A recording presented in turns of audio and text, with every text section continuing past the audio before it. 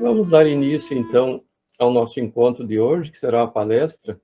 Nossa palestrante será Maria do Socorro Paz. E esse nome, Maria do Socorro Paz, ele me levou a uma profunda reflexão.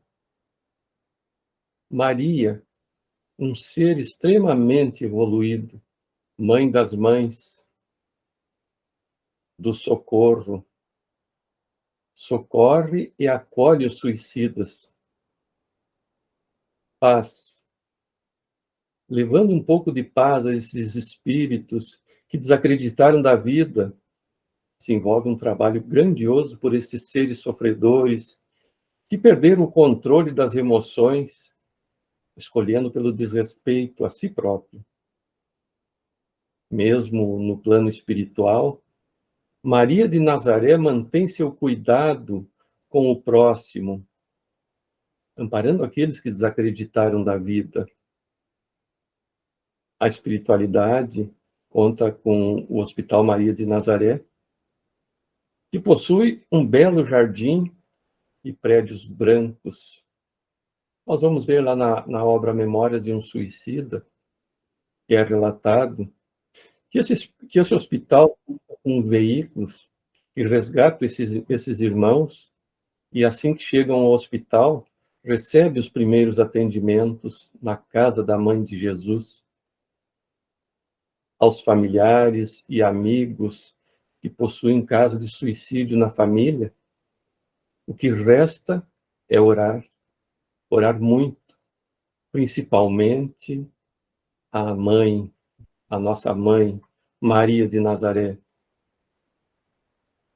Então, eu quero convidar agora para fazer a nossa prece de abertura e a apresentação da nossa palestrante, nossa querida amiga, Liz Regina. Então, nosso boa noite a todos. É uma alegria muito grande na noite de hoje nós estarmos aqui. A gente gosta muito desse grupo, só não conseguimos estar mais presente porque nós estamos com muitas atividades, mas esse grupo já faz parte aí do nosso coração. E a alegria maior ainda na noite de hoje nós estarmos aqui na presença da Socorro. A Socorro, para nós, é uma pessoa muito especial.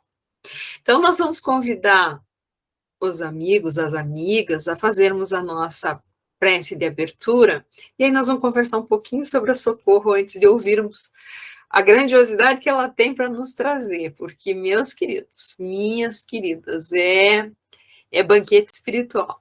Olha, eu vou dizer para vocês, espero que ela esteja com a agenda dela ali com algum espacinho a mais para o Caminho da Luz, porque a gente costuma não querer cansar os nossos convidados, mas tem alguns amigos que a gente faz questão de trazer com maior proximidade. Só que o Daniel se adiantou, né? Convidou a Socorro para novembro, então a gente já sabia que ela já tinha compromisso.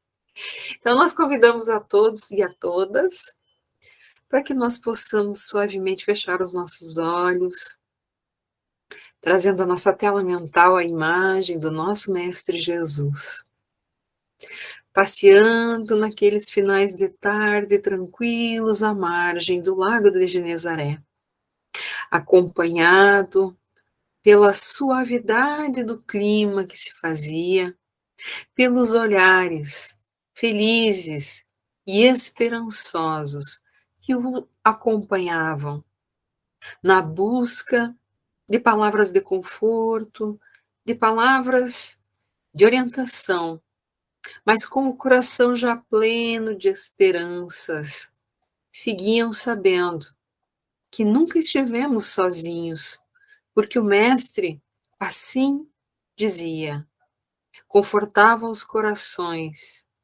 orientava para que cada vez mais se buscasse a fraternidade, se buscasse olharmos para dentro de nós mesmos, corrigindo e buscando exteriorizar aquilo de melhor que cada um já possuía.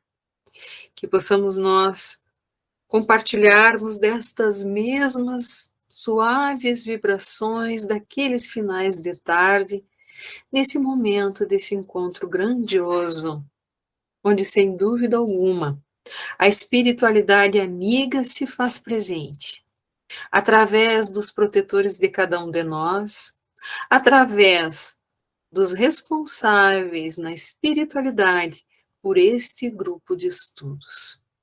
Nós te pedimos, Mestre, inspira-nos para que nós possamos ser caridosos, calmos, serenos, harmoniosos, mansos, humildes, mas também que nós saibamos nos portar com firmeza perante as situações que assim se fazem necessário em alguns momentos, que nós saibamos responder certo aquilo que nos é questionado e que lembremos, como Emmanuel disse ao Chico, que nós precisamos sim de disciplina, disciplina e disciplina, mas aquela disciplina saudável que também nos envolva no alto perdão, porque somos passíveis de erros, mas que nos traga a certeza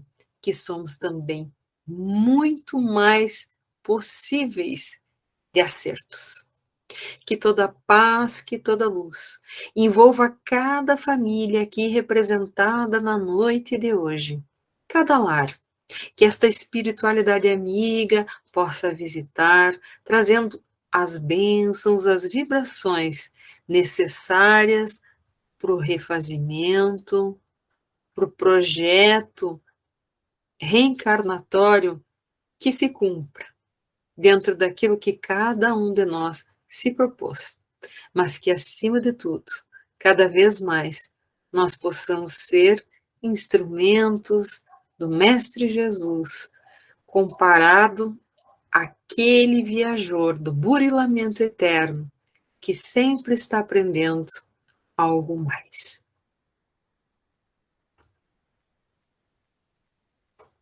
Bem, minhas queridas amigas, então, na noite de hoje, e amigos, nós temos aí o prazer de receber, o Daniel já falou um pouquinho da nossa querida Maria do Socorro Paz, para nós a Socorro.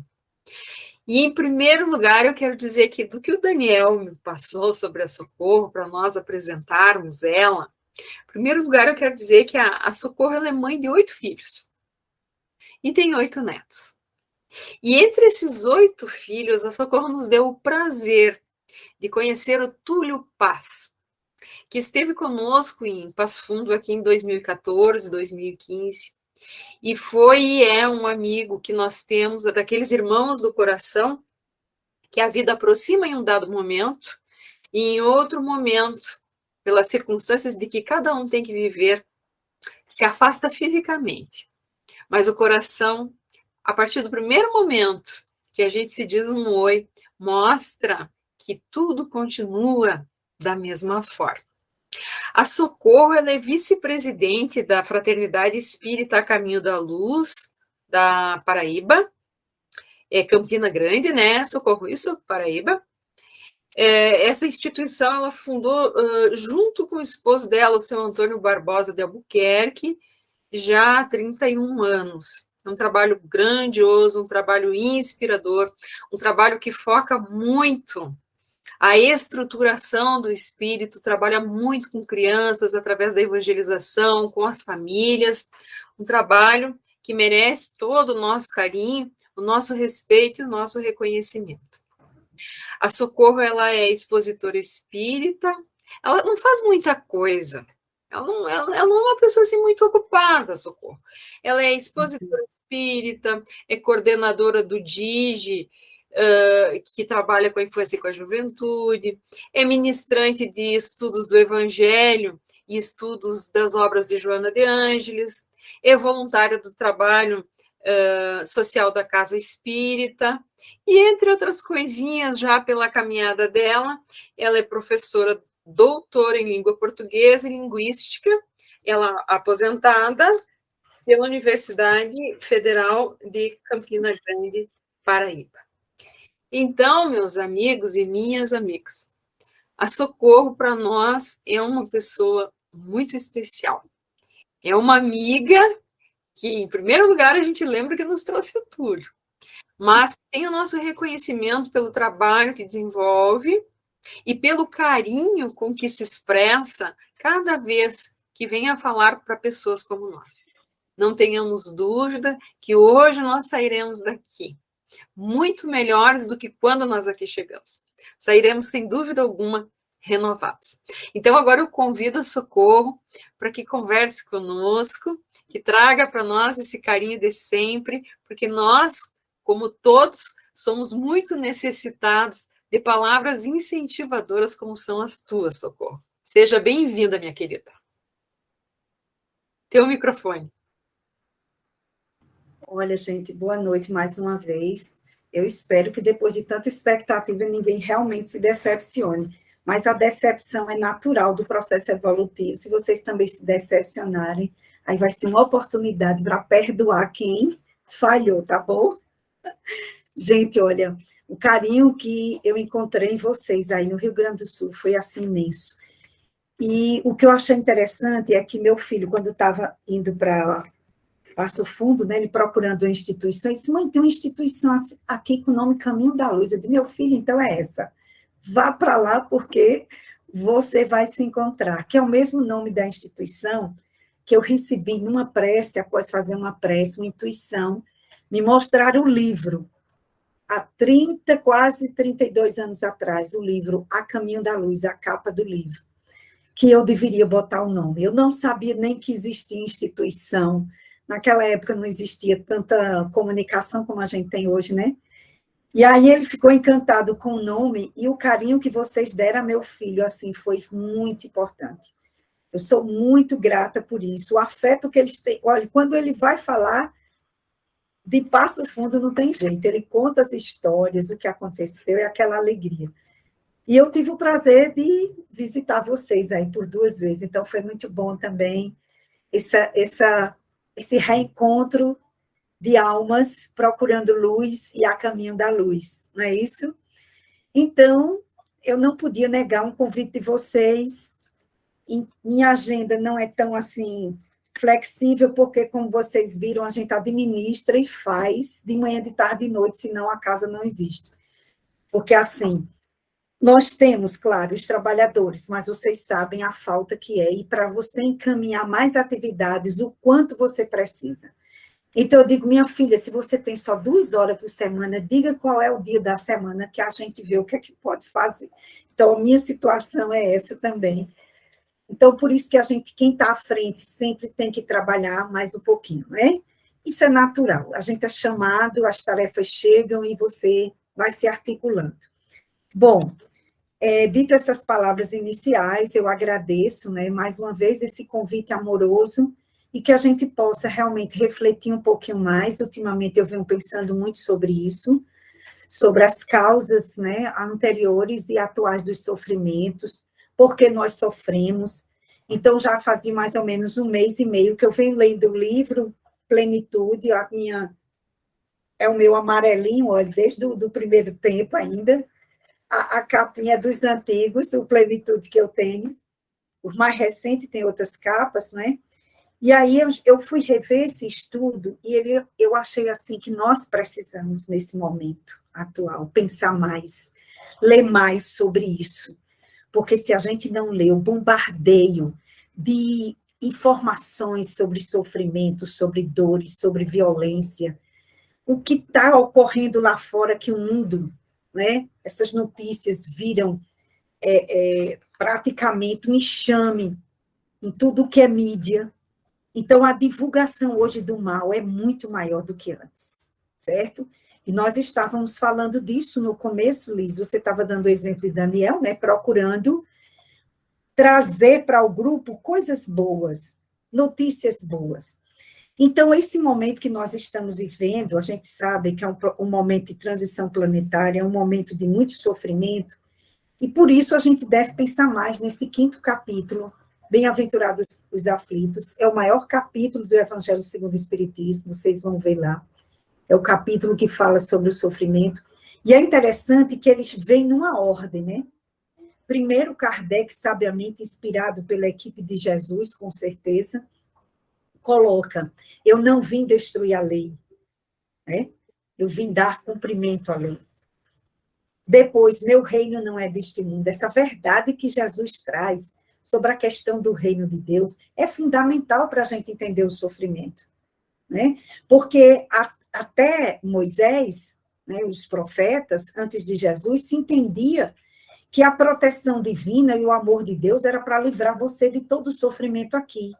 Tanto é que a gente vê aquelas histórias, né, nos Salmos, a gente vê nos Provérbios: Deus derrubou 10.000 à direita, 10.000 à esquerda, a casa do inimigo vai ser destruída. Ou seja, era um Deus que me defendia das maldades aqui, e ninguém se falava em vida espiritual, né? Jesus é que traz a noção de que meu reino não é deste mundo, a vida no mundo espiritual. Por que é que nós precisamos compreender o sofrimento aqui, vencer o mundo para conquistar os tesouros da alma? Então, nós vamos ver que a sequência do Evangelho passa, né, por essa compreensão de que Jesus não veio destruir a lei do amor, a lei de Deus, veio dar cumprimento. O reino não é deste mundo, é o reino do mundo espiritual, o reino do amor, o reino que nós devemos construir em nossos corações, né? Na casa do Pai há muitas moradas. A ideia tanto das vidas em outros planetas, das vivências em outros planetas, como as estações, né? Nos planos espirituais, os ambientes no plano espirituais, as moradas que nós vamos ter depois da morte, a partir da nossa vida aqui. Ninguém poderá ver o reino de Deus se não nascer de novo, a reencarnação. Então, a base está dita lá para a gente poder entender o 5º capítulo, Bem-aventurados os aflitos. E o 6º, na ordem, o Consolador prometido, Jesus prometendo consolo e como a gente conquistar esse consolo. E os demais são todos a vivência e a prática de como superar o sofrimento, vivenciar o amor, construir o reino de Deus em nós para nos transformarmos. Nós vamos ver que o Evangelho faz essa sequência, né? Então, para entender o sofrimento, eu coloquei causas anteriores e atuais, justamente para a gente analisar, porque enquanto nós não respondermos às questões básicas da nossa vida, por que sofremos? O que é que me causa dor e sofrimento? Por que isso, tal coisa, me causa dor e sofrimento? Certo? O que é que eu posso fazer para diminuir o sofrimento? Como superar o sofrimento? Enquanto não estivermos conscientes das nossas verdadeiras dores físicas e morais, nós não podemos nos tratar. Muita gente procura aliviar as dores, esconder as dores, jogá-las para o inconsciente, enganá-las, apagá-las com vícios, mas é preciso coragem para enfrentar as dores que trazemos na alma. E o Espiritismo é uma doutrina que mexe muito com a nossa consciência. O Espiritismo busca trazer em nós essa condição nossa do porquê estamos aqui, porquê sofremos. Enquanto não entendermos as nossas dores, não conseguiremos buscar justamente a superação. E é sobre isso que eu gostaria de falar, trazendo algumas coisas do Evangelho, do livro Rumos Libertadores e do livro que eu já mostrei para vocês, Plenitude. Eu espero que eu consiga, no tempo, deixar, vocês me deem mais ou menos um tempo. Que tempo eu tenho de fala para eu regular aqui meu discurso? Nossa, normalmente nós temos até as 21h30. Certo. E tenho tempo para perguntas, né? Então, eu posso parar às 9h20, 9h15.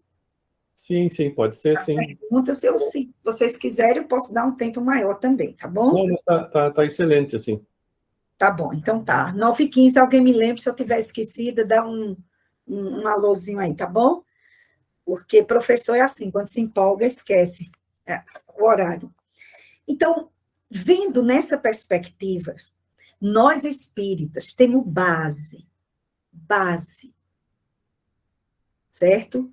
Em termos de conteúdo, de cognição, para entendermos o sofrimento.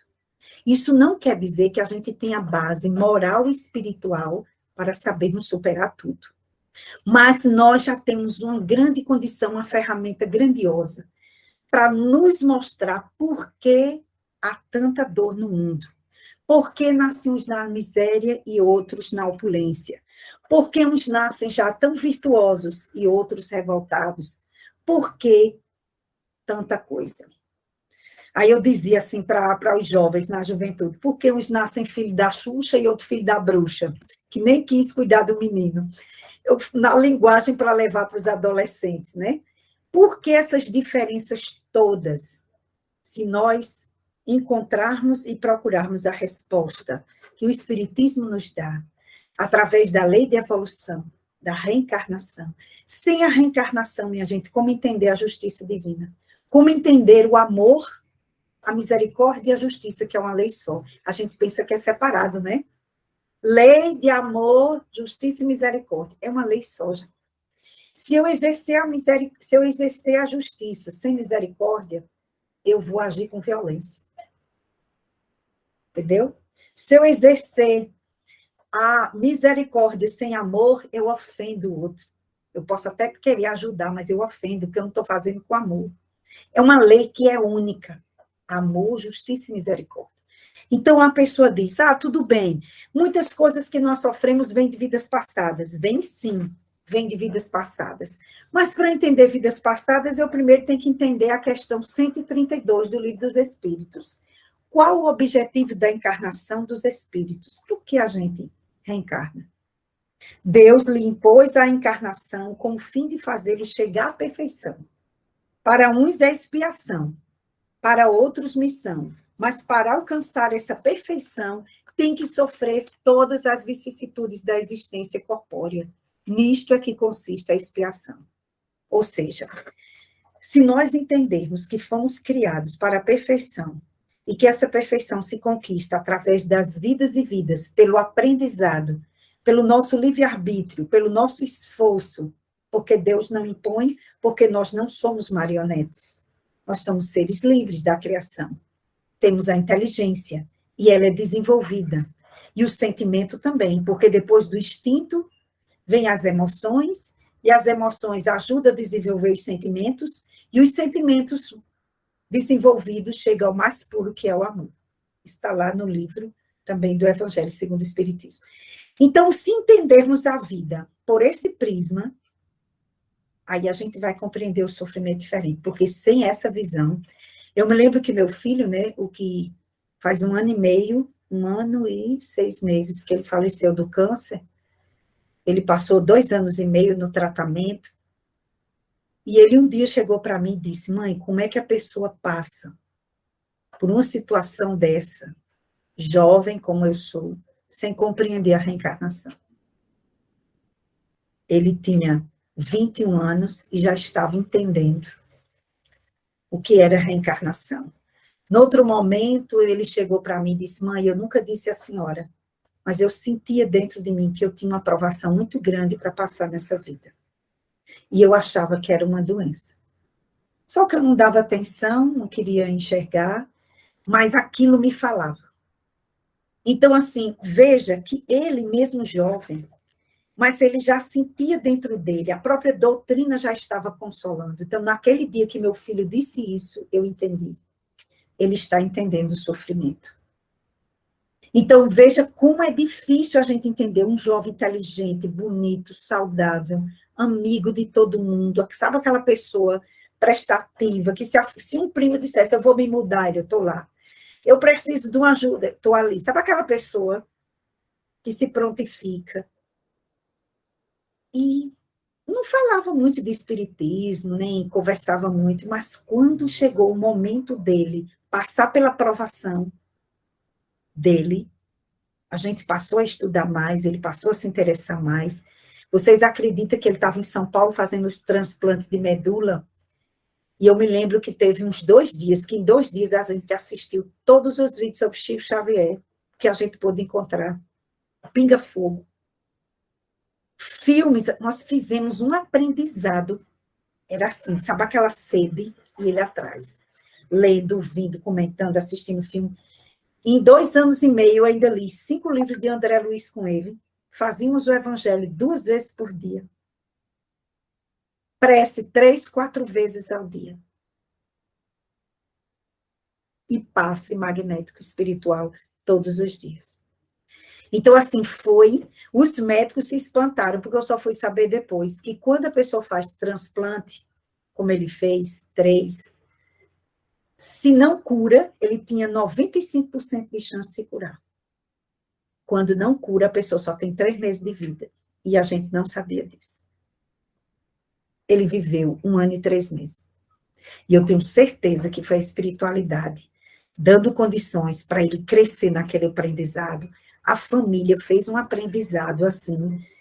Eu, nessa encarnação, eu acho que é uma lição que eu vou levar até para a próxima. Porque foi grandiosa a experiência de dor, de como uma pessoa é capaz de superar tanta dor sem reclamar, sem dizer nada. Então, assim, o exemplo que ele deixou de compreensão do sofrimento, de conviver com o sofrimento, de amanhecer o dia mesmo assim, sem, sabe, com dor, com tudo, e ainda dava um sorriso, e não reclamava, e não dizia nada, foi uma coisa assim fantástica. E teve um dia que ele disse: mãe, como é que a pessoa amanhece o dia sem sentir dor, podendo comer, andar, escolher o que quer fazer, e não agradece a Deus? Isso ficou, minha amiga. Quando eu estou querendo chiar, aí vem. Calma, Socorro Paz, calma.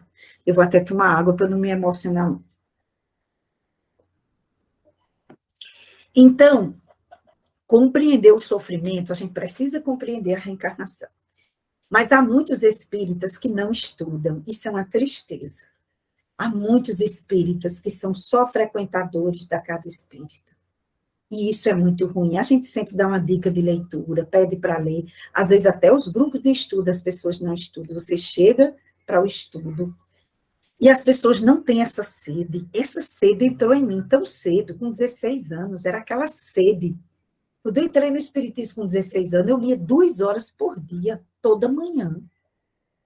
Mas não era porque ninguém me mandasse, não. Era porque eu queria entender.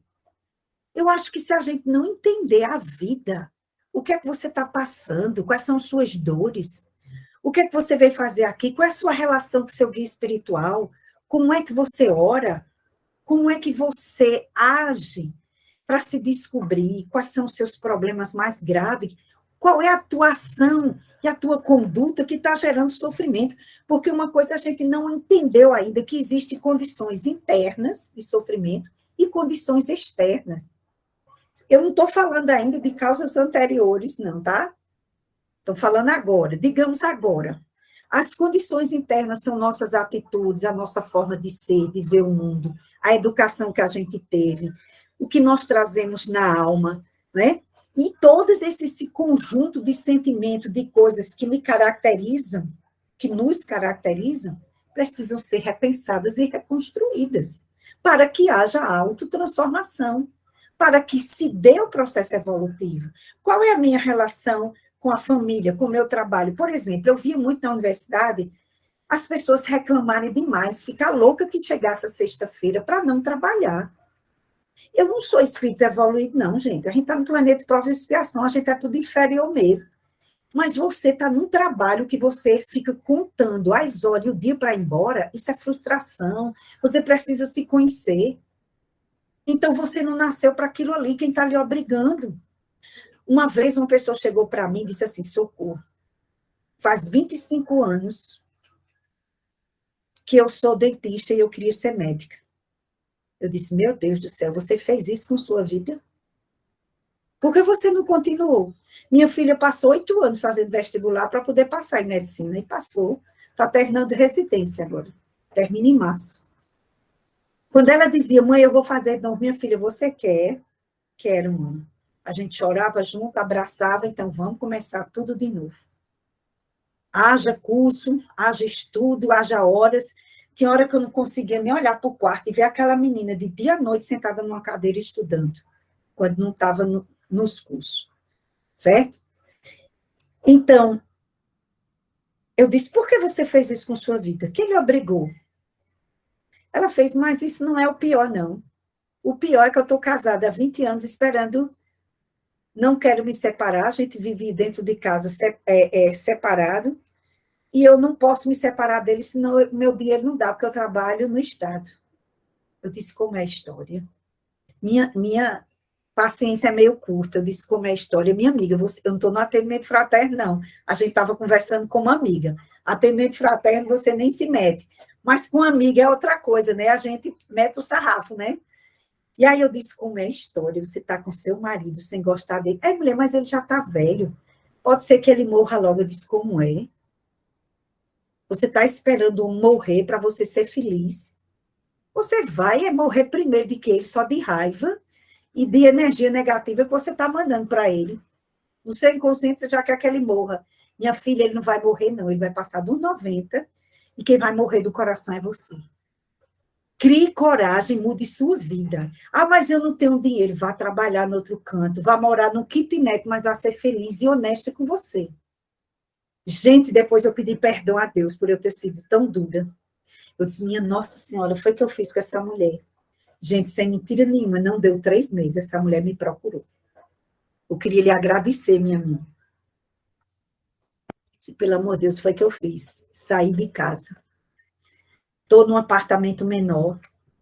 Meu filho ficou morando com ele, porque precisa que ele pague a renda. Meu filho, ele fazia faculdade particular. Meu filho ficou com ele e eu estou seguindo minha vida. Eu disse, eu quero lhe agradecer, Socorro, pela sua força. Aí eu, tudo bem, tá certo. 1 ano depois eu me encontro com ela. Vocês não acreditam o que eu vou contar. 1 ano depois, ela me mostra o marido dela atual, um fazendeiro riquíssimo, chapeuzão desse tamanho, cavalo para todo lado, e ela namorando e feliz. Eu digo, olha aí, mulher, tá vendo? Tu nascesse para ter. Sai de um, acha outro, melhor aí. Teu karma não é passar necessidade, não. Gente, eu estou dizendo isso para acalmar, para a gente não se estressar e encarar certas coisas na vida com leveza. Porque muitas vezes, realmente, nós aumentamos os nossos sofrimentos. Porque o que é que os espíritos dizem? Né? Que as condições, as causas anteriores do sofrimento, elas nascem conosco. Então, vamos fazer uma divisão. Quais são as causas anteriores? Joana de Anjos diz que até o seu parto tem a ver com o seu karma, de vidas passadas para essa vida. Joana de Anjos tem no livro Triunfo, não, é Triunfo Pessoal, não. Eu vou me lembrar do nome, gente. Ela tem um livro em que ela fala sobre mudanças genéticas, sobre... Eu acho que vocês vão se lembrar desse livro. Aí ela diz que, por exemplo, que a criança que nasce com o cordão umbilical enrolado, ameaçando, tem a ver com karmas de vidas passadas, de ter cometido suicídio. Certo? Ela diz que o nosso nascimento e a nossa morte são resgates evolutivos. Então, a gente já nasce, já sabendo, mais ou menos, a espiritualidade já sabe, pelas nossas condições, mais ou menos como vai ser o parto, as consequências que vão ter, o que é que pode ser ajustado ali, o que é que vai ficar como sequelas e o que é que não vai ficar. Mas ali já tem uma provação acontecendo, certo? Então, nós já trazemos, quando nascemos, a genética, as circunstâncias, o corpo, as doenças, a família, o pai, a mãe, a presença ou ausência, se vai ser filho órfão, se não vai, se vai ser adotado, se vai ter a tendência até a ser abortado, porque muitas vezes os espíritos ficam torcendo para que a mãe não aborte. Vocês veem nas obras de André Luiz, fazendo de tudo, mas nós temos livre-arbítrio. Então, ele sabe que pode ser abortado, certo? Ele já sabe, aquilo ali também é uma provação e expiação. Então, essas coisas que vêm de vidas passadas, ela já traz num pacotinho para a gente. Essas são as condições genéticas, mas existem as condições epigenéticas, que são aquelas que têm a ver com o ambiente que a gente vive, com a família, até com ter esgoto na nossa rua, no lugar onde a gente vai nascer. Todas essas condições epigenéticas que estão relacionadas, elas vão interferir nas causas atuais. O país que a gente reencarna, a cultura, tudo, certo? Então, as causas anteriores, elas já vêm mais ou menos nesse programa evolutivo, para a nossa família, para a coletividade onde a gente está, para o lugar e o país onde a gente nasce. São condições. Se alguém nasce lá na favela, ele pode estar correndo risco de morrer com uma bala perdida. E se ele morrer, não tem problema, ele está saldando débitos de violência, de outras encarnações. Ele sabe que vai reencarnar ali e que pode passar por isso, certo? Então, sem essa compreensão, a gente não mata a charada da nossa existência. Então, dentro dessas condições anteriores, nós vamos ter as causas, como eu disse para vocês, as internas, que são essas que vêm da nossa forma de ser, da nossa personalidade. Por exemplo, minha mãe disse que eu era um bebê guloso, né? Então, eu queria 2 mamadeiras. Minha irmã não fazia questão nenhuma. Meu filho, caçula, foi tomar uma mamadeira inteira, já tinha meses, porque não tomava. E minha mãe disse que eu era rebelde. Era aqueles bebês danadinhos, que dão trabalho, né? Que tem que comer mais, que tem que amamentar mais, que demora para dormir. É de quem deve muito, mas é natural. E aí a gente vai ver que essas coisas a gente traz. E essas condições externas. Quais são as condições externas que geram sofrimento? Além das internas. Joana vai dizer no capítulo 2 do livro Plenitude, né? Então, ela vai dizer que nós temos as condições externas, tem a ver com o egoísmo humano, a injustiça, a violência social. Todas essas são condições externas. Até a maneira como nós tratamos o planeta, vamos sofrer as consequências. Todas essas são condições externas. A crueldade humana, a grande sombra coletiva, que nos invade ainda pelo nosso egoísmo. Todas essas são condições externas, certo? A criminalidade, as injustiças sociais, a violência de toda ordem. Tudo isso faz a gente sofrer. Basta a gente ver um noticiário na televisão, gente. A gente pode passar 24 horas impactado. Uma cena de um crime, uma coisa que nos choque, vão nos afetar. Então, veja que se a gente não tiver uma compreensão melhor da vida e de como lidar com todas essas questões do sofrimento, nós não poderemos superar. Então, o Espiritismo nos diz, as causas anteriores foram escolhas nossas, as vidas são solidárias. Então, se hoje você vai encontrar pessoas que façam golpe em você, é porque a gente precisa passar por aquela experiência. Ah, Socorro, só encontro pessoas que me abandonam. Nós precisamos aprender alguma coisa com isso. Por que esse sofrimento está chegando? Aí é onde nós vamos chegar na reflexão, certo? Será que nós estamos preocupados com essa reflexão, né? O que é que gera sofrimento?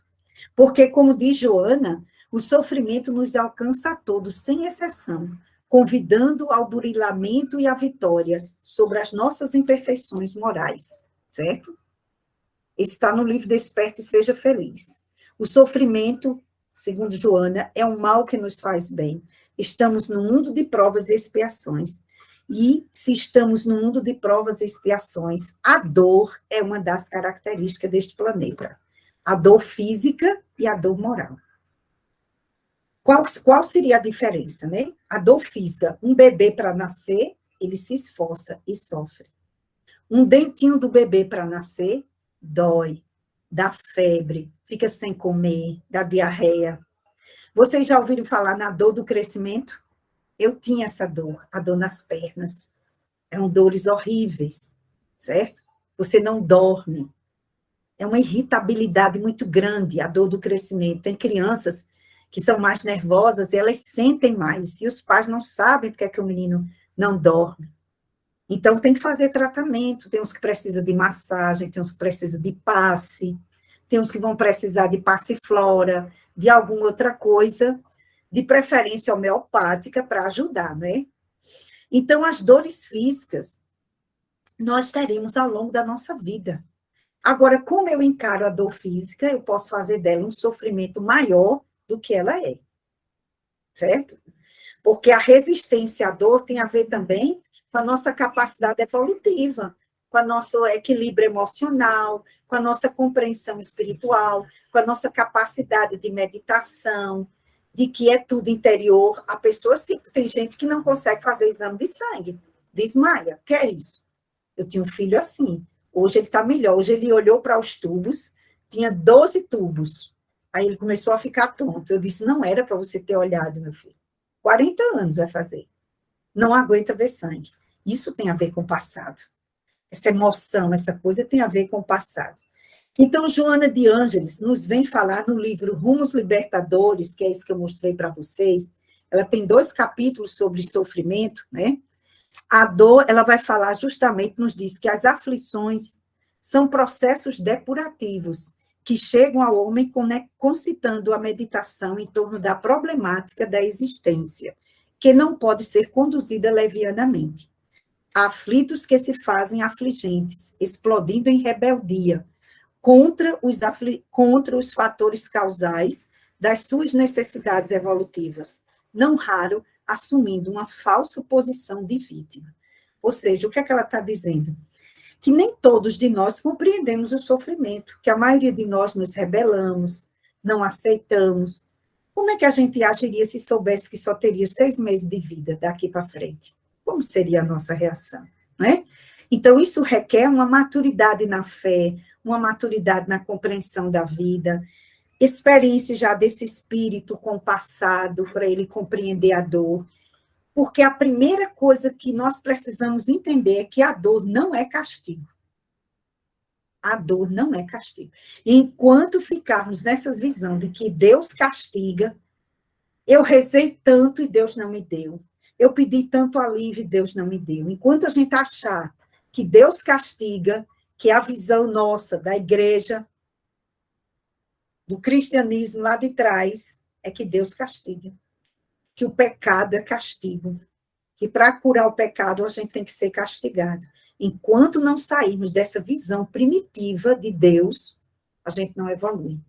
Deus é amor, misericórdia e justiça. A lei é justa, mas ela vem junto com a misericórdia e com o amor. Você vai pagar a sua dívida, mas junto dela está ali a misericórdia, só vai no período certo. Quando a espiritualidade e os guias veem que nós estamos precisando, que nós já temos condição de passar por aquela prova, as condições são feitas, mas muitas vezes a gente ainda não está na maturidade e a vontade, às vezes, ainda é pouca. Então, precisamos compreender que Deus é amor, dor não é castigo. Dor, sofrimento, é necessidade de quem reencarnou num planeta que, na escala dos mundos, é o segundo, provas e expiações. Então, aqui não é o lugar ainda da gente não sentir dor, embora os espíritos nos digam que a gente pode sentir a felicidade possível, mas a felicidade dentro desse universo. E aí, Joana vem nos dizer que dentro dessa maneira de ver, ainda nesse livro, Rumos Libertadores, agora é o capítulo 10, em que ela fala sobre a aprendizagem pela dor, páginas 50 e 51. Certo? Ela diz que através da dor somos chamados à ascensão espiritual. E diante disso, a dor resulta de uma necessidade imperiosa da nossa evolução. A dor, o sofrimento não. A dor é necessária, o sofrimento é opcional. Qual é a diferença?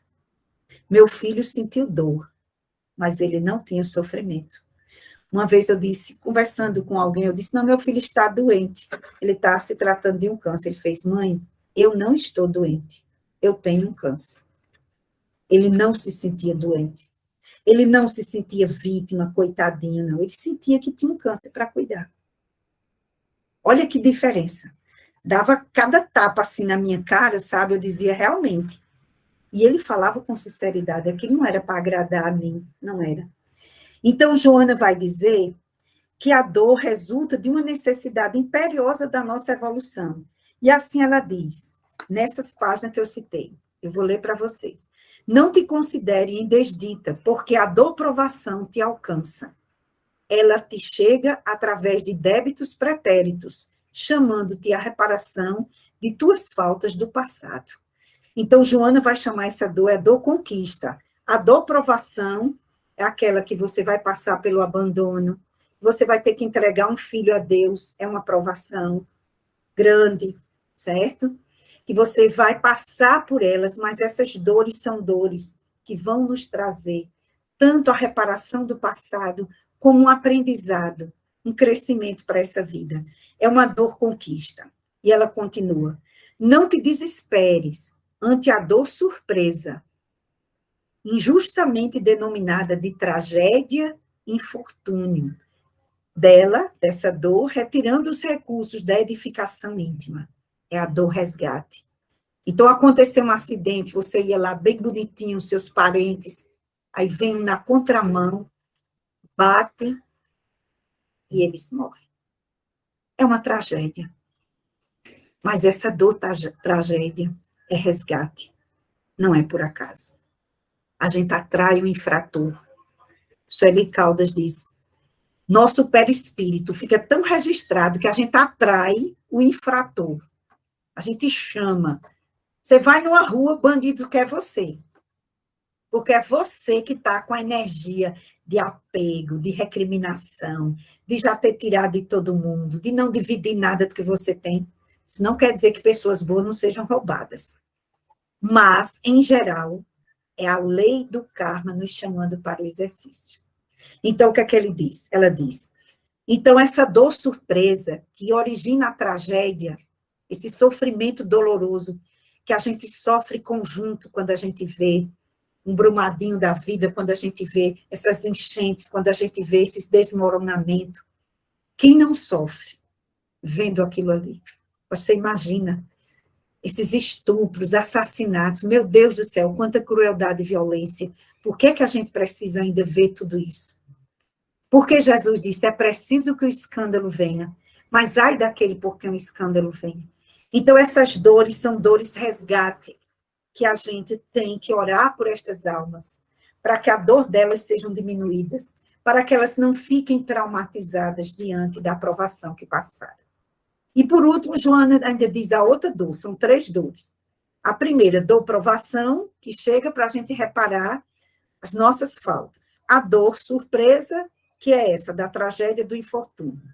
E, por último, ela diz, não te perturbes em face à dor, enobrecimento. Elevação, que te chama à meditação de modo a adquirires amadurecimento espiritual e sabedoria. Ou seja, existe a dor que não tem a ver com castigo, que não tem a ver com provação e débitos. Existem dores que são exercícios evolutivos para que a alma cresça em luz, amor e sabedoria.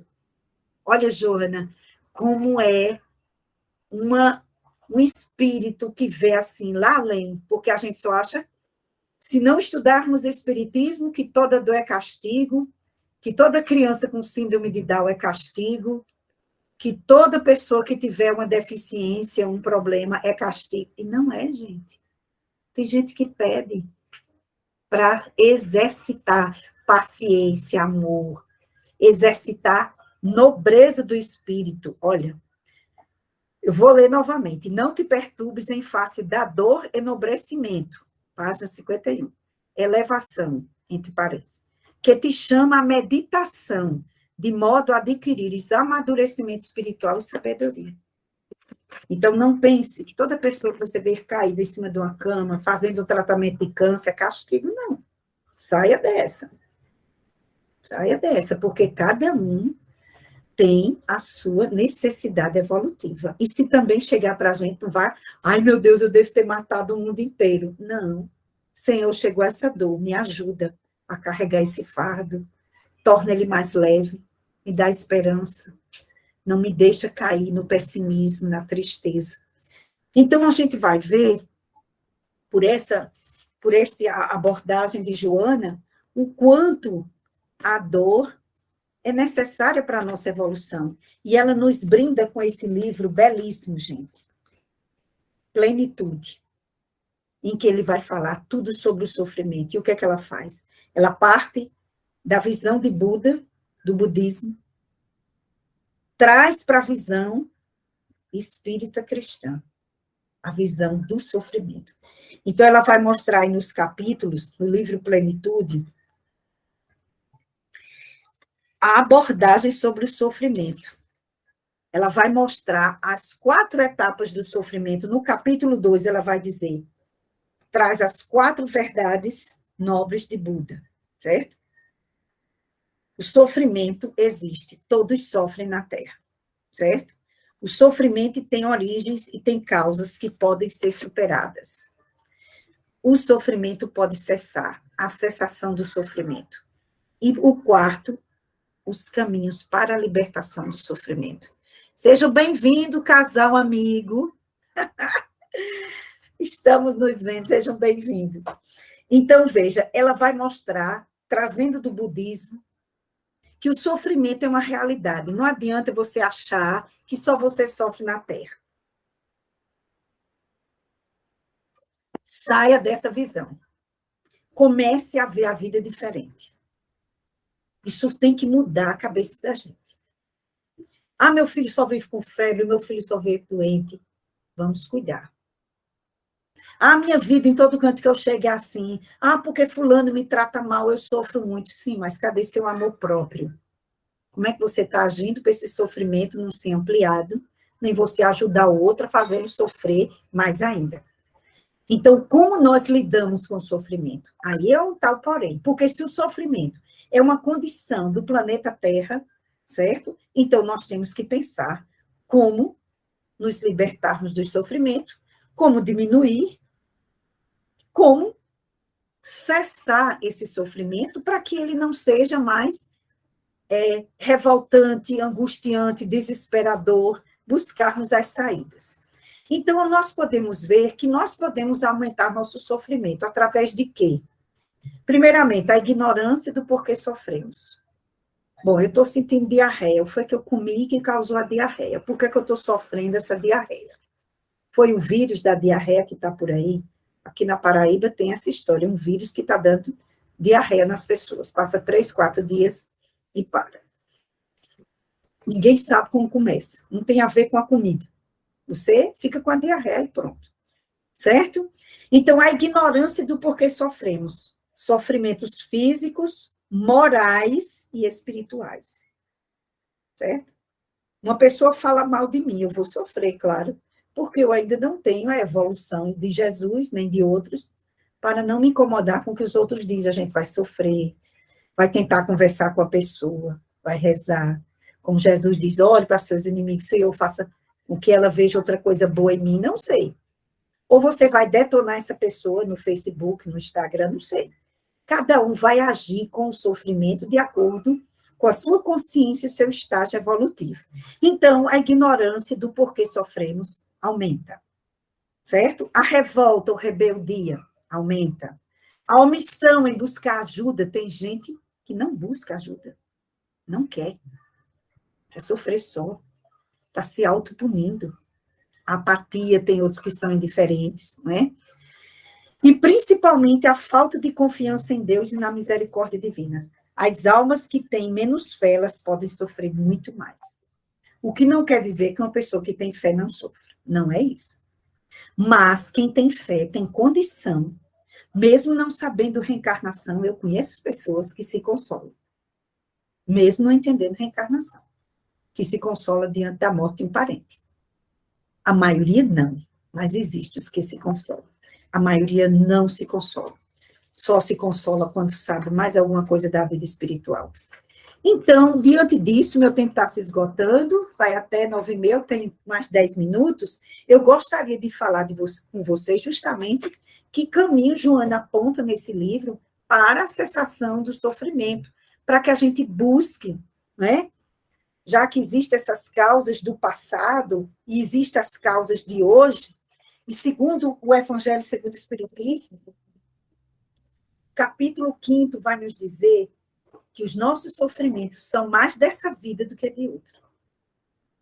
Nós sofremos mais hoje pela nossa ignorância, pela nossa indiferença, pela nossa falta de vontade de superar, pela nossa falta de fé. A gente sofre mais hoje do que de consequências do passado, a não ser que a pessoa esteja numa condição de expiação.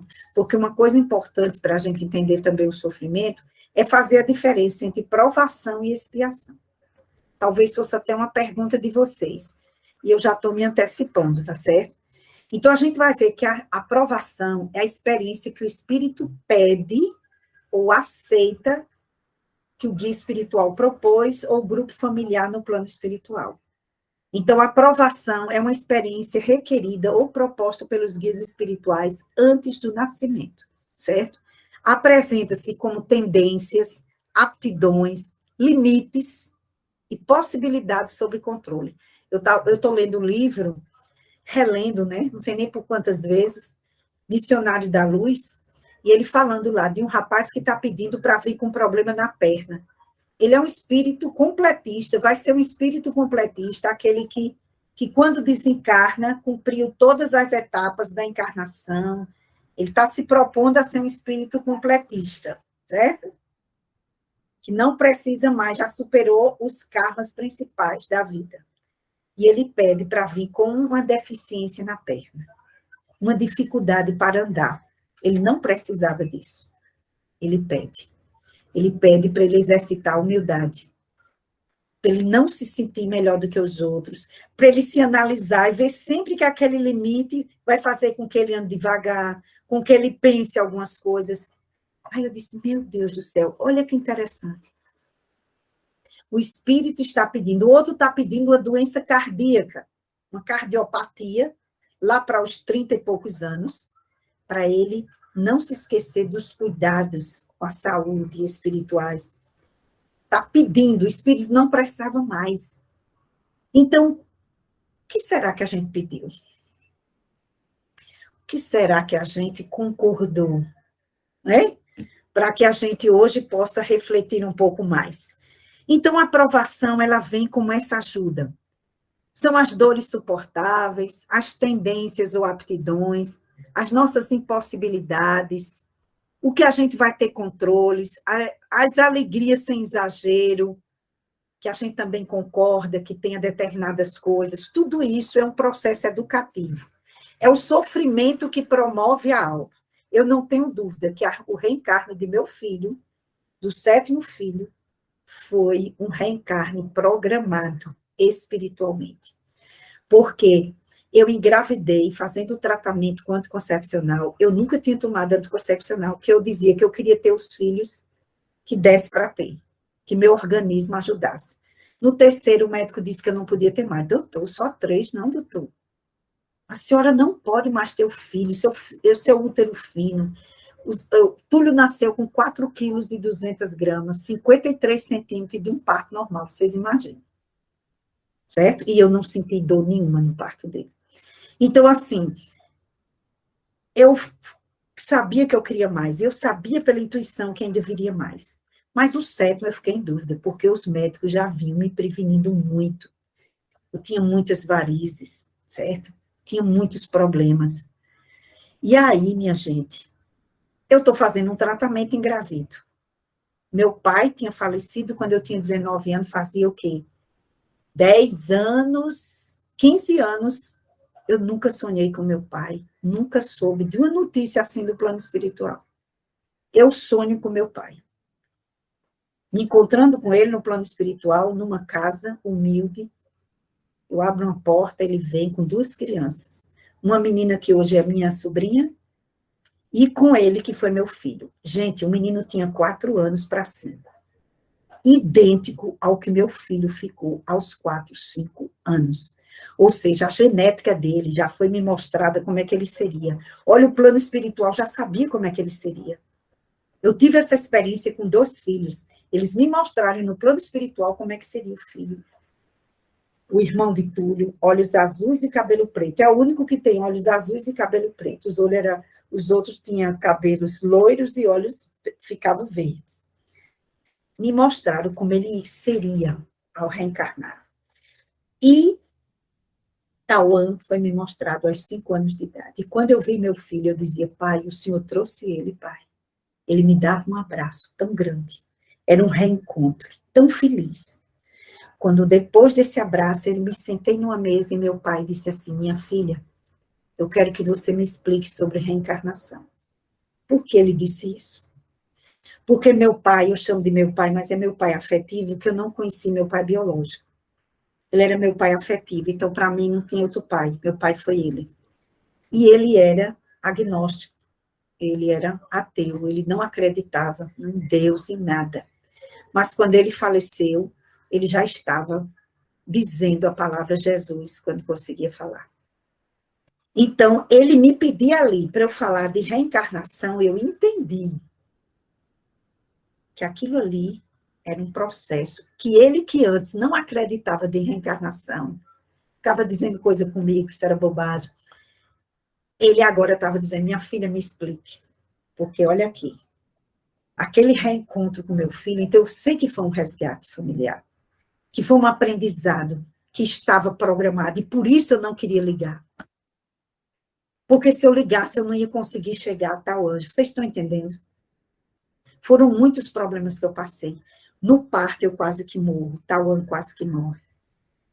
15 dias depois, eu tive uma trombose, que eu podia ter embolia pulmonar, morrer qualquer hora. Os médicos disseram que meu corpo ficou completamente parado, parou tudo. Fizeram laparotomia, tudo, nada, ninguém sabia o que era. E sem ninguém tocar em mim, 5 cirurgiões na sala, não sabiam o que fazer. Meu corpo voltou a funcionar, voltou tudo a funcionar, e eu estou aqui até hoje.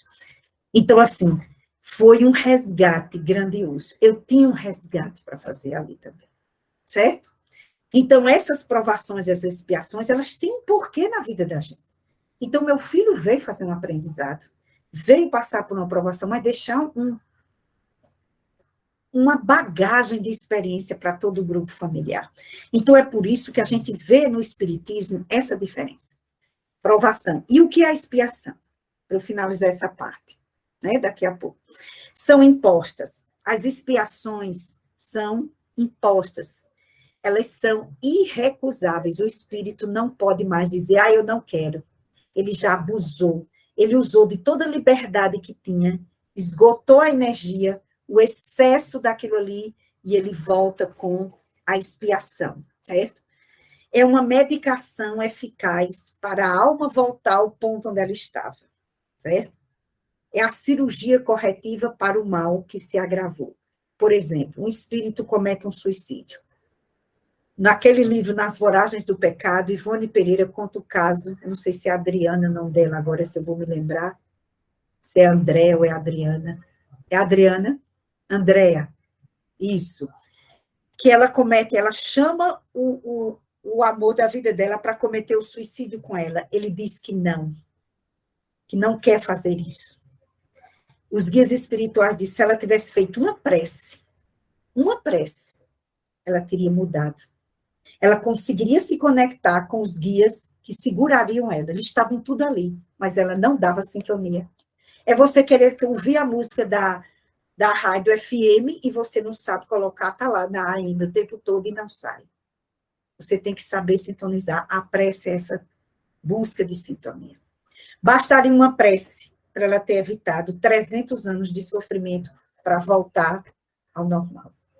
Então, veja, a expiação é isso. Ela foi expiar, expiou, inclusive na reencarnação dela aqui nessa vida, quem sabe a história de Ivone, não vou entrar agora porque o tempo não dá, mas você vai ver os resgates dela por conta ainda desse suicídio, certo? Então, as expiações foram o nosso exagero no erro, no abuso do erro. E aí a gente esgotou a energia. A gente esgotou.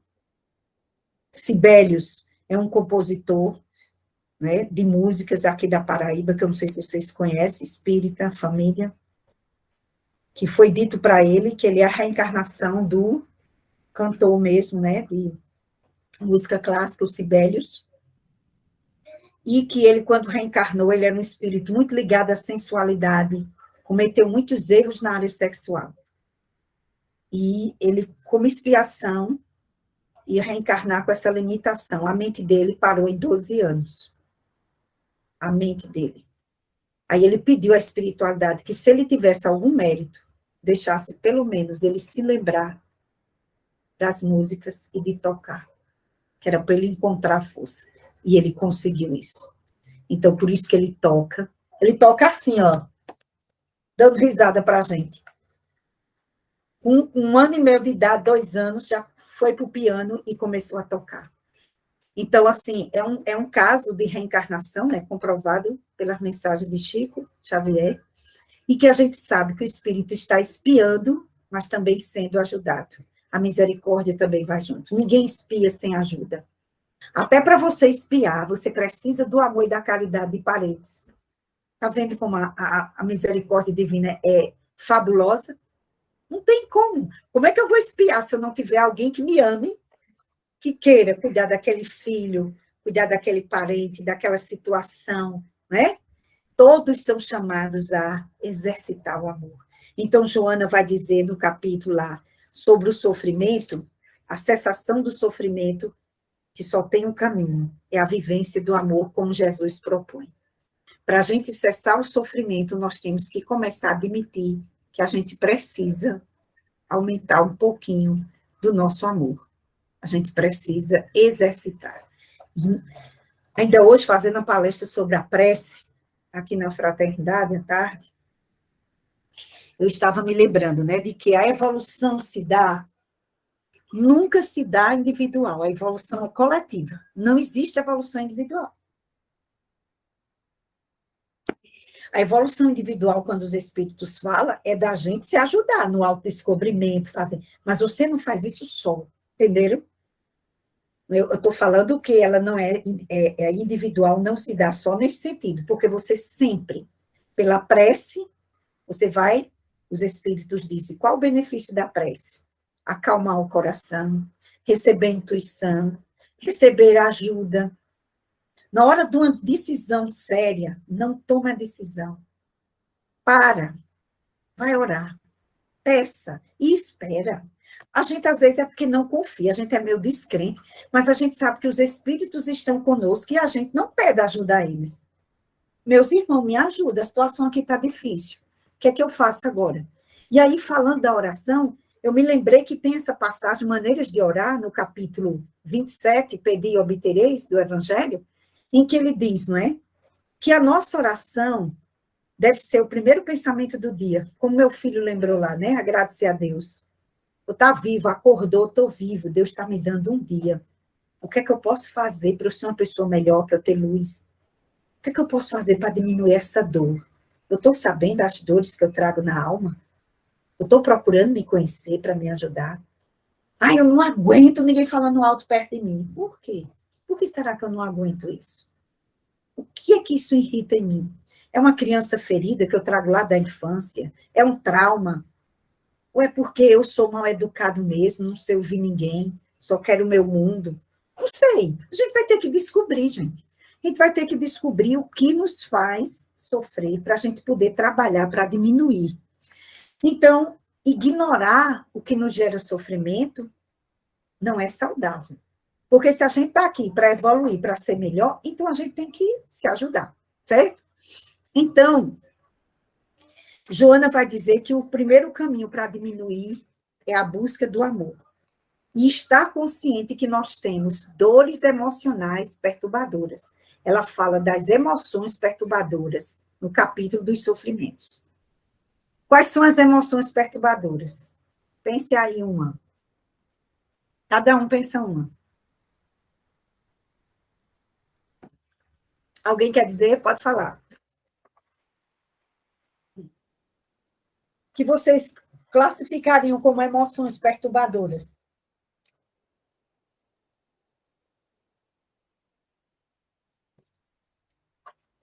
Ninguém arrisca?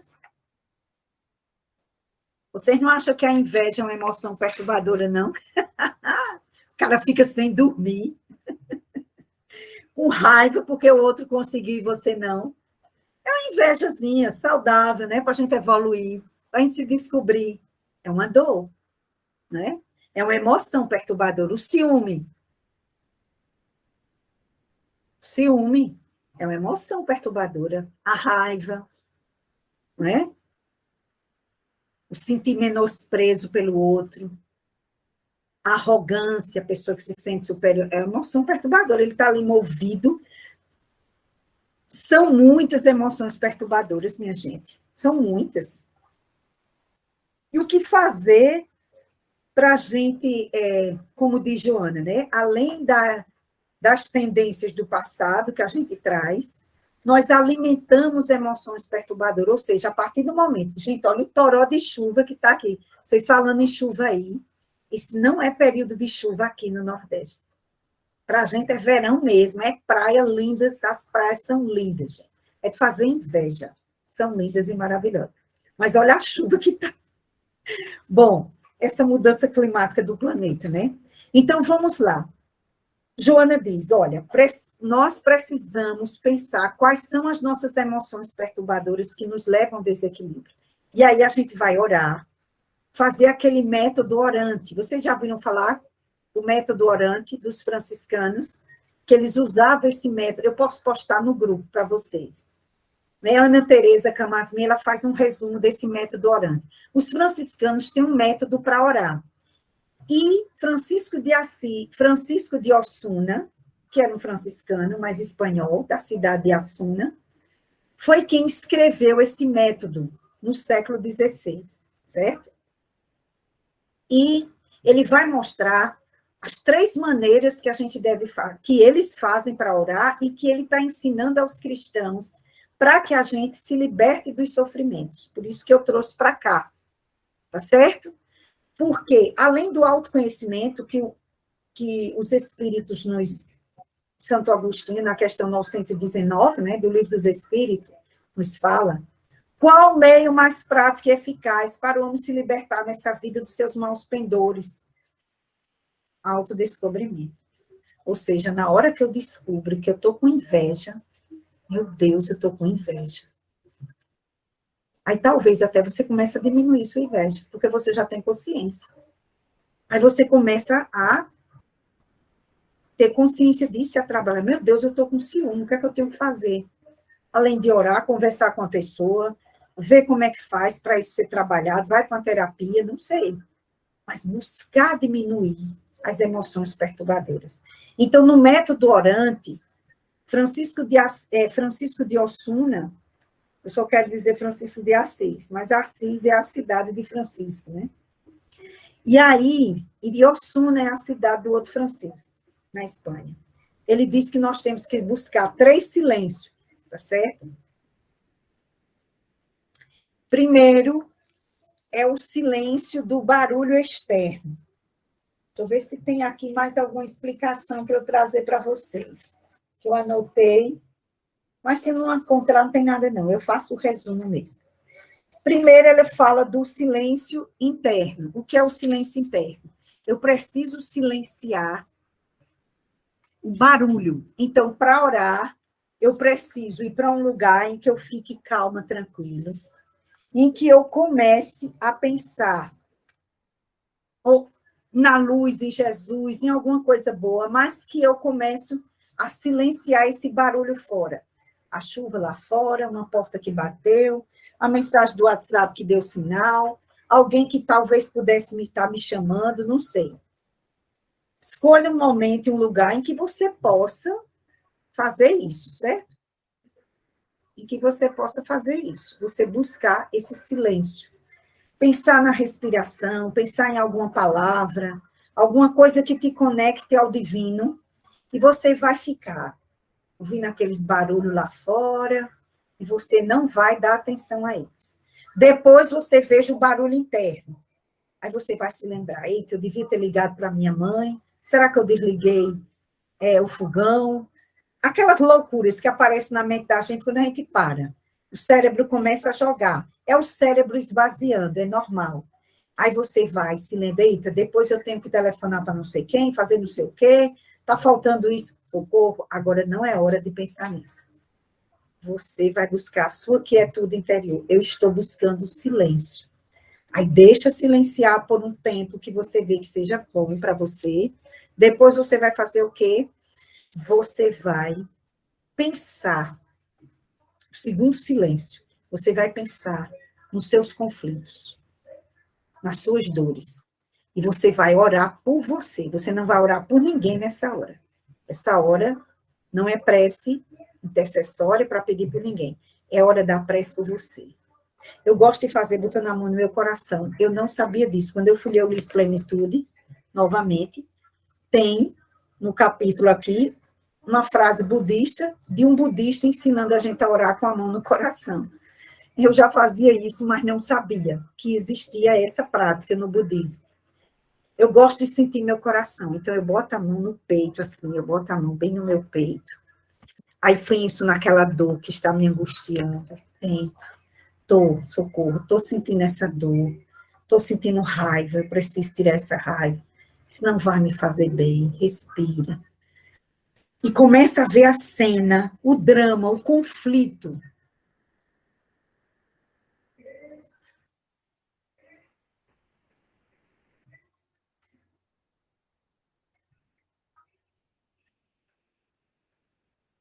Léo?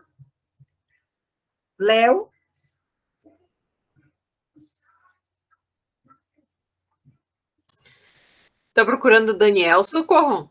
Olha, vocês estão me ouvindo? Sim, te ouvindo e te vendo. Eu perdi aqui vocês, eu acho que eu fiz a mesma coisa que você fez aí. Deixa eu ver se eu acho, mas se não achar, tem nada não, eu fico falando assim, vamos ver aqui se eu consigo. Estou com medo de mexer e ser pior, tá entendendo? O que será? Deixa eu ver aqui. Pronto, voltou, amém. Foi mais fácil do que eu imaginei. Então, veja bem, o segundo momento, o segundo silêncio é esse, em que a gente vai se voltar para a gente. Procura saber qual é a tua dor, teu drama, o que está mais afetando agora, que está doendo.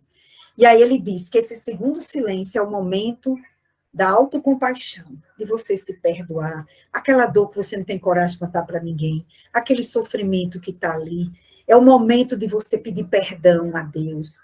Senhor, me perdoa, e de você também dizer, socorro, eu te perdoo. Não foi legal o que você fez, reconhecer sua falta, é o momento de humildade, reconheça sua falta, eita, peguei pesado, não devia ter dito, meu Deus, me ajuda a admitir que eu errei, porque às vezes o orgulho da gente é tão grande, a culpa foi dele, foi ela que começou, foi ele que fez, foi ele que disse, e a gente não chega a lugar nenhum de evolução espiritual ficando nesse ponto. Então, faz esse silêncio que é você reconhecer a dor, o sofrimento, pedir ajuda, se perdoa, tenta perdoar também, liberar aquela energia, liberar o outro, e vai deixando, eu perdoo, eu libero essa energia, isso vai passar, eu vou me entender, eu vou fazer melhor, e você procura se ver já na qualidade do que você quer. E aí ela diz que nesse método orante, quando a gente começa a fazer isso, a gente entra no terceiro silêncio, que é a graça. Que é aí onde a gente começa a ser aliviado. Aí é onde a gente começa a receber ajuda, porque a misericórdia divina é tão grande que nenhuma prece deixa de ser ouvida. Que toda prece é ouvida no plano espiritual. Que, com certeza, anjos da guarda, espíritos amigos, familiares, que convivem com a gente, vão aproveitar aquele momento para dar um passe, para trazer ideia nova, para acalmar seu coração, para dar um pensamento novo. Você vai sair dali meio anestesiado. É a graça. Ou seja, ele chama de graça. A gente sabe que a sintonia é o contato. Você abriu os canais, baixou o ego, porque na hora que a gente baixa o ego, se humildando, a gente ouve o eu divino. A gente abre os canais. E aí é quando a gente vem a intuição, a resposta para o que você quer. Aquilo que Madre Teresa de Calcutá dizia. Ah, você reza com Jesus, como é que você faz? Ela, eu escuto. Aí o que é que ele diz? Ele escuta, Jesus escuta. Ou seja, não precisa falar. A gente mesmo vai sentir. Então, é abrir espaço. Nós precisamos orar mais, minha gente, melhor. O mundo está muito violento. As relações familiares estão estressadas. Vocês vejam esse momento, eu conheço famílias que não estão se visitando, porque o irmão votou um candidato e o outro votou no outro. Minha gente, onde é que existe vivência cristã numa visão dessa, gente? A gente não pode entrar nessa faixa. Isso é a faixa das sombras, é o que eles querem, dividir a nação.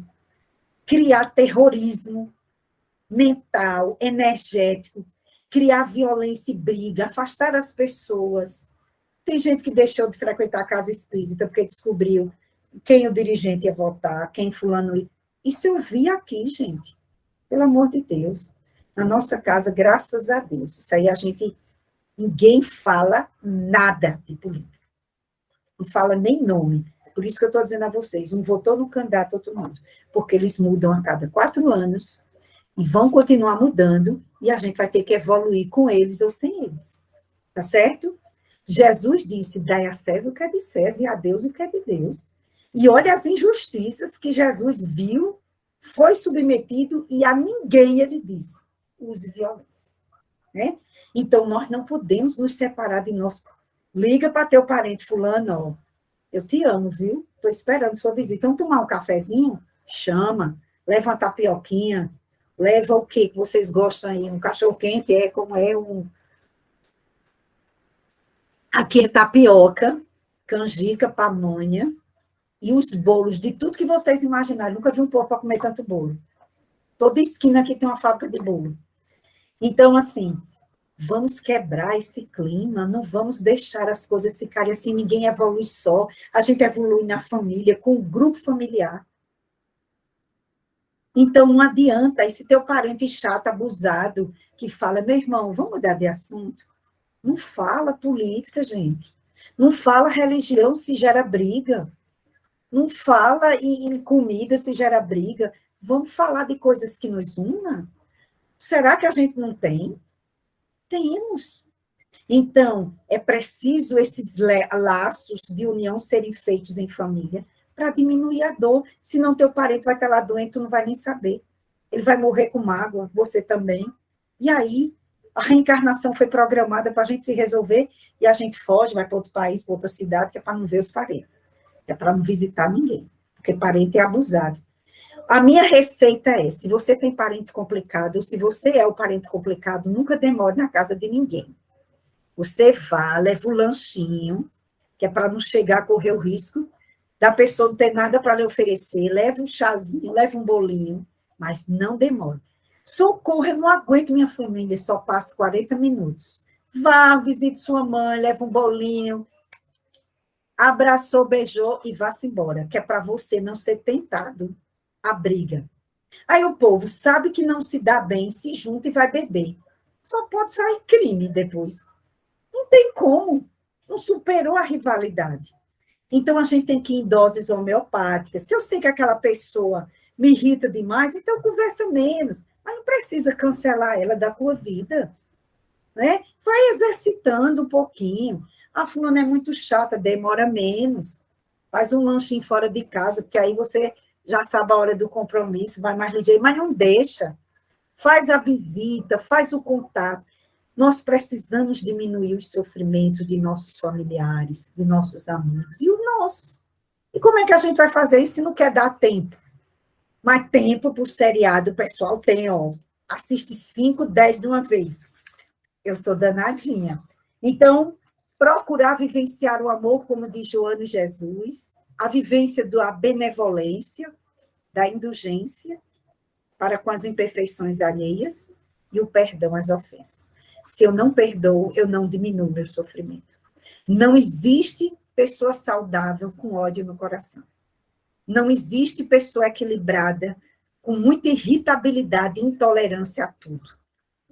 Pode até ter a lactose, mas não pode ter ao seu irmão, tá certo? Então, nós temos que pensar no perdão e no auto-perdão. E ver que a dor é um processo de aprendizado. Compreender a minha dor, certo? Procurar me ajudar a compreender a minha dor. Aceitar a minha dor para tratar dela, porque se eu não aceito, eu não mudo. E compreender a dor do outro. Porque muita gente não busca o mínimo de compreensão para a dor do outro. Quer que o outro mude, se transforme, seja feliz, seja um espírito de luz. Mas ele não quer colaborar com nada. Só cobrando evolução. Então, nós poderemos diminuir nossos conflitos e nossas dores, seguindo Jesus, o nosso mestre de amor, à luz da doutrina espírita, porque ou doutrina para consolar, minha gente. Eu não sei como eu seria diante de uma perda de um filho se eu não fosse espírita, certo? E essa doutrina me dá hoje força para viver, para retomar minha vida. Meu filho está bem, está crescendo, já mandou recado para mim já várias vezes, e eu sei que ele está bem e que ele está muito feliz por ter cumprido com o seu dever espiritual, muito bem feito que ele fez nessa encarnação. Gente, muito obrigada. Desculpa se eu exagero, mas é meu estilo, né? Um dia a gente melhora. E vamos... Eita, ficou só 5, ninguém me avisou nos 15, mas tudo bem. Vamos lá, dá tempo de fazer ainda umas 3 perguntas. Mas temos só a agradecer a Socorro, porque eu estava torcendo para você não olhar para o relógio, né? Ah, foi?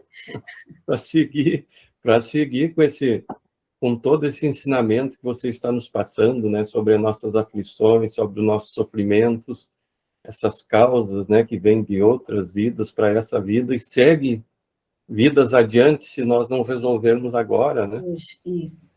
Isso é importante a gente tentar resolver agora. Quando falou na inveja, eu achei muito interessante aquela velha desculpa, eu tenho inveja branca, que quer dizer inveja boa, mas existe inveja boa? Tudo é inveja. Inveja é inveja. Então só temos a agradecer. E é normal sentir inveja, no nosso estágio Não é normal alimentá-la. Exatamente. Nem agir no mal por causa dela. Mas sentir é completamente normal ao nosso estágio evolutivo. É saber trabalhar. Exatamente. Então, nós só temos a agradecer, não é, Socorro, por essa Daniel, eu poderia dar um exemplo que uma professora da universidade me contou. É bem rápido. Sim. É um exemplo tão bonito de uma pessoa que reencarnou com um karma muito grave e conseguiu ser mudado nessa vida. Vocês querem que eu conte? Pode contar. É bem interessante. Queremos, sim. Eu vou tentar ver se a gente não exagera no tempo. Essa professora chegou na universidade e um dia chegou para mim e disse: Socorro Paz, eu sei que você é espírita e eu gostaria de contar uma vivência na minha família, porque eu sei que vai ser muito importante para o seu aprendizado. Aí eu disse: pois não, estou suando aqui, só Deus sabe como. Aí ela disse o seguinte: olha, eu tenho um filho que tem um problema na visão desde cedo, faz 2 anos que ele perdeu uma vista, fazia 2 anos, e recentemente ele passou por um tratamento, depois dessa ajuda espiritual que eu quero lhe contar. Aí ela disse que a irmã dela era médium de incorporação, mas não frequentava centro espírita nenhum, mas vez por outra incorporava. Morava em Salvador, ela em Recife. Aí a irmã acorda incorporada em Salvador com a avó dela, incorporada nela. E diz para o marido: fulano, eu sou a avó dela, quero falar com sua cunhada, a irmã dela. Ligue para ela agora que eu preciso falar com ela. Isso ela incorporada no quarto, na cama. Sentou na cama, incorporou. E ele disse: mas como é que eu vou saber que é verdade, que a senhora é a avó dela? E se for outro espírito enganador, estou eu lá ligando para a família. Que história é essa que a senhora é a avó? Ele disse: eu vou lhe contar um fato que quando você ligar para ela, você vai dizer. Ela não quis me contar um fato, contou uma história particular que existiu entre a avó e essa neta, que é cunhada dele, que mora em Recife, a minha amiga. Aí contou, disse: quando você falar com ela, fale isso, isso e isso para ela. Aí ele ligou, ela atendeu, era quase 1h30 da manhã. Ela atendeu, estava estudando, fazendo a pós-graduação dela, o mestrado, estava estudando, atendeu, disse: que é? Disse: sua avó está incorporada em sua irmã e disse que quer falar com você. Aí ela deu uma risada. Que conversa, deixa de brincadeira, que história é essa? Estou lhe dizendo. E ela disse que eu lhe contasse esse fato para você poder acreditar que é ela, a sua avó. Aí contou lá o fato que ela não quis me contar. Fato familiar, uma coisa particular dela. Contou, ela disse: eita, é ela mesma. Passa o telefone. Aí passou o telefone para a irmã, incorporada na avó. Aí a avó disse: olha, tudo bem, fulana, eu sou sua avó, fulana de tal, e eu preciso urgentemente lhe dar um recado. Não tenho tempo a demorar. Não tenho tempo a demorar. Foi feita uma reunião no plano espiritual e se decidiu que seu filho, fulano, não vai mais ficar cego nessa encarnação. Ele ia ficar cego dos 2 olhos. Mas para que ele recupere a visão, você só tem 48 horas para tirar ele da clínica de Recife, que já estava programado para fazer a cirurgia com o médico de Recife, e você vai ter que levar para outro lugar, que você só vai saber amanhã de manhã. Você só tem 48 horas para ele. Esse médico que vai fazer a cirurgia, ele vai perder a visão, porque o método que ele usa na cirurgia cega. Você vai ter que tirá-lo. Você, amanhã de manhã, vai saber para onde você vai levá-lo. Porque ele só vai ficar curado com esse médico que você vai saber de manhã. É só isso que eu tenho a lhe dizer. E foi-se embora. Desincorporou e pronto. Pouca conversa. Ela disse que enlouqueceu, acordou o marido, foi aquela confusão. Como é que a gente vai fazer para tirar esse menino do hospital? A cirurgia marcada para 48 horas depois, em Recife. Mas não podia ser com aquele médico, tinha que ir para outro lugar. Aí ela disse que ninguém mais dormiu, foi aquele desespero. Cochilou, quando foi de manhã, 8 horas da manhã, ela ligou para a faculdade, para a amiga dela, que estuda com ela no curso do mestrado. Fulana, por favor, avisa a professora que eu não vou poder ir apresentar o seminário, porque eu tenho uma coisa urgente para resolver com meu filho. Ela disse, o que foi? Ele piorou. Ela fez, não, minha filha. Eu recebi, eu não sei se você acredita, mas eu recebi uma orientação espiritual e eu só tenho 48 horas para levar meu filho para outra cidade, que eu não sei onde é, com outro médico para fazer a cirurgia, porque se ele fizer, aqui no Recife, ele fica cego. Eu estou desesperada que eu não sei. Ela fez, mulher, eu não acredito, não. Então, tu vai levar para onde meu pai fez. Meu pai ficou bonzinho. Ele fez em São Paulo. Aí disse, sim, ela tinha dito que o médico era um médico alemão, só fez dizer isso. Aí ela disse, olha, meu pai fez com um médico em São Paulo, numa clínica, a clínica é tão simples, mas olha, um médico muito bom, e meu pai se deu bem, ele recuperou a visão. Aí ela explicou qual era o problema, ela disse, mulher, pelo amor de Deus, então é tu que vai me dar o nome do médico. Manda esse nome do médico, pelo amor de Deus, a clínica, o telefone, que eu vou ligar agora. Ela ligou, e realmente era esse médico. O médico disse, se o problema dele é esse, não faça essa cirurgia não, a senhora tem que trazer ele. E o médico disse a mesma coisa, a senhora só tem 48 horas para ele fazer essa cirurgia. Se ele não fizer, ele vai ficar cego. O médico já sabia, tratava esse problema, era um especialista nesse problema do menino. Aí ele disse, a senhora tem como trazer seu filho em 48 horas? Ela disse, meu amigo, eu vou mover o mundo, mas eu vou salvar a vista do meu filho. Pronto. Aí ela disse que o médico aceitou. Já ficou tudo encaminhado. Para a hora que ela chegasse, comprou as passagens às pressas. O mais difícil foi tirar o menino do hospital. Ela teve praticamente que arrancar o filho de dentro, porque o médico não autorizava para ela sair. E ela dizendo que poderia botar processo o que fosse, mas ela ia carregar o filho dela. Ela com o marido, com outro filho, tirar esse rapaz. O marido ficou lá assinando o termo e ela foi-se embora. 48 horas depois, o rapaz já estava na mesa de cirurgia e recuperou a visão. Aí eu disse para ela, eu quero que você me conte como era a vida do seu filho, para eu saber como ele recebeu essa moratória, esse presente da espiritualidade, né? Aí ela contou bem rapidinho, eu estou sendo bem resumida também, ela contou que esse menino, desde a 5ª série, altamente estudioso, sempre se preocupou muito com os outros, em ensinar os outros colegas que tivesse problema em qualquer disciplina. Ele marcava horário, quando sabia que o colega estava com dificuldade, ele estudava. Chegou um ponto no 4º ano, no 8º ano, certo? Depois, ele já estava no ensino médio, que ela disse que teve que preparar a garagem. Tinha cadeira, carteira, ele dava aula para todo mundo no bairro. Quem tivesse pressão, já não era mais só os colegas. Ele tirava dúvida de química, de física, marcava horário para tirar dúvida de matemática. Já ela disse que era praticamente uma escola, a garagem. Aí ela aproveitava, preparava lanche por meninos. E era aquela festa. Eu disse, eu entendi. Olha essa alma, o que ela conquistou. a preocupação em ajudar os outros a ver. Vocês estão entendendo a parte espiritual? Ele ensinava o outro a ver o que o outro não via. Eu estou sendo reprovado nesse conteúdo que eu não estou vendo. Onde é que está o problema?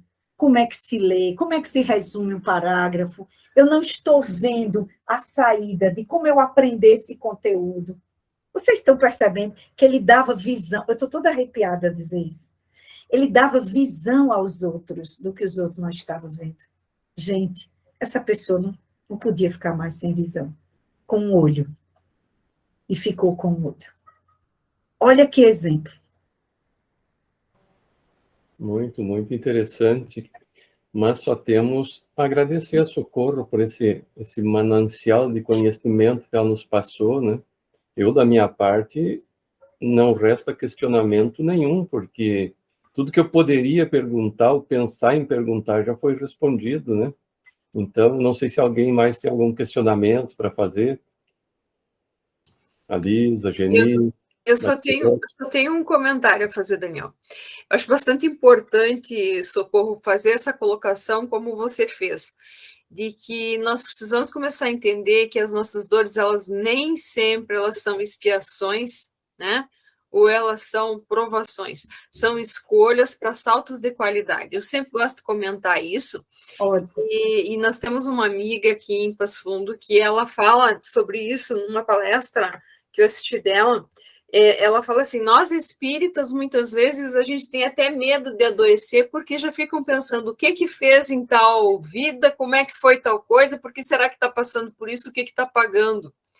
E nós precisamos olhar para as nossas vidas desta forma, de saber que nós temos condições de vencer os obstáculos, seja da forma que for, ou então de convivermos, como você colocou muito bem, com dores, com situações que nós não temos outra alternativa, é enfrentar. Não interessa o porquê, mas é confiar em Deus e seguir adiante. Então, eu acho essa tua colocação, assim, fantástica.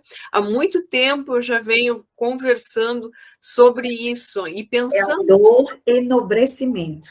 É isso aí. E eu sempre brinco com o pessoal, digo assim, tem dores, tem momentos, assim, que eles não são provação ou expiação, são saltos de qualidade. São saltos de qualidade. Porque quando você vê uma pessoa que só se dedicou a consolar, a levar para pessoas enfermas paz de espírito, esperança, e estar passando por um quadro de Alzheimer ou outra doença degenerativa, então você entende que realmente existem programações que são saltos de qualidade. Isso, é verdade. Eu tenho plena consciência disso já, e vejo muitos casos, sabe? Vejo muitos casos acontecerem assim. E são pessoas que deixam tanto ensinamento para a gente que você não queira saber. E, às vezes, eles fazem isso para ajudar até um grupo familiar. Muito bom. Mais alguém tem algum questionamento, alguma colocação a fazer para nós? Por favor, fiquem bem à vontade. Todos tranquilos, então, para a prova de logo mais? É a gente começar a fazer esse método, né? Começar a orar para a gente descobrir melhor a nossa dor e cuidar com carinho dela, né? Exatamente. Colher a dor. Verdade. Não se revoltar, tentar, isso é tão importante, minha gente. É muito importante. Muito bem. Então, pessoal, para nós encerrarmos, então, o nosso encontro, nossa palestra, agradecendo a Socorro por essa maravilhosa exposição sobre as causas das nossas aflições, né? Acredito que foi muito ilustrativo para todos nós. Até, inclusive, gostaria de convidar a Socorro para fevereiro, se tiver disponível a última terça, para nos fazer uma nova palestra. Eu vou dar uma olhada carinhosamente e lhe digo. Então, tá. Se não der para fevereiro, pode ser em outro mês. Eu acho bom, sabe, esses momentos de reflexão. Isso me ajuda. É como se fosse um alimento para a minha alma. Eu acho que tem gente que nasce precisando falar mais, sabe? Acho que é para isso também, deve ser. Ou alguém nasce para falar mais e os outros para escutar mais também. Né? Tá certo. Então eu vou aguardar você ver se tem certo. Eu vou dar uma olhada e lhe digo depois, tá Nós certo? vamos ficar felizes em te ouvir novamente em fevereiro. Então, pessoal, Em fevereiro aqui a gente tem um encontro espírita e eu vou estar trabalhando muito, aí eu vou dar uma olhada, é por isso que eu estou dizendo, tá é certo? na última terça de fevereiro daí. Certo, depois eu Bom, vejo com vocês. certo. Então, para nós encerrarmos, senhor Edgar, o senhor está olhando com uma cara para nós e que está com interesse em fazer nossa prece final. O senhor faz para nós, senhor Edgar? Nossa prece de encerramento? Primeiro, eu tenho que me recompor, porque eu fiquei emocionado só. Eu tive que tomar banho, fazer a barba, ficar do lado da Marilene no caminho da luz. E também depois assim, ficar perto de vocês aí. Vocês não estão sentindo cheirinho do meu perfume, não, né? Querido. Mas é perfume espiritual, gente, tá? O perfume vem da alma, né, senhor Edgar? Assisti uma aula da Socorro, assim, pelo amor de Deus. Obrigada. Só temos que agradecer, então vamos, já que... Vamos fazer uma prece, então, para agradecer. Mentalizando nosso querido Mestre Jesus, dizendo assim: querido Jesus, nós te agradecemos por esse carinho maravilhoso que tu tem por todos nós. Te agradecemos, Jesus, pela oportunidade que tu nos dá de estarmos nessa doutrina maravilhosa. Te agradecemos também por tantos amigos, como esses que nós temos no nosso grupo de estudo, pela Socorro, essa amiga do coração que vem lá do Nordeste, lá, que a gente ama tanto ela. Isso fortalece os ombros dela cada vez mais, Senhor, para que ela possa sempre estar junto com nós, fazendo essas elucidações maravilhosas. Abençoa todas aquelas pessoas que não têm o privilégio que nós temos de estar aqui, também assistindo isso. Te agradecemos por tudo, por esse dia maravilhoso que nós passamos. Te peço, Senhor, que abençoe a nossa noite de hoje, a noite de todos nós, em todas as famílias desse mundo. Seja paz, luz, esperança, fraternidade, humildade e muito amor. Que assim seja.